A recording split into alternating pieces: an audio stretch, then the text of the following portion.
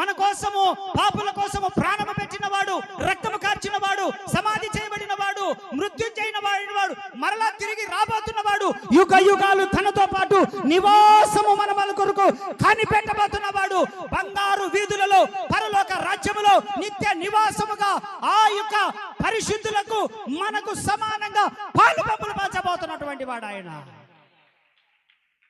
ఇక్కడ ఇల్లు లేదా, అక్కడ పరలోకంలో నీకు ఇల్లుంది.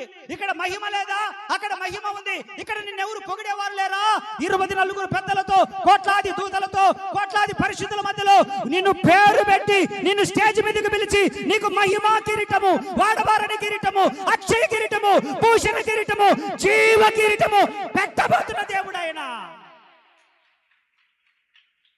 ఆ కుమారుడైన యేసు క్రీస్తునందు విశ్వాసం ఉంచి పాప క్షమాపణ పొంది మారు మనసు పొంది నీటి బాప్తిస్మం తీసుకొని సంఘ సావాసం నుండి బల్లలో పాలు పొందితే దేవుని వాక్యం అంటుంది, నా శరీరము తిని నా రక్తము తాగువాడు నిత్య జీవము కలిగిన వాడు, నేను వానితోను వాడు నాలోను మేము నివసించదము యుగ యుగాలు.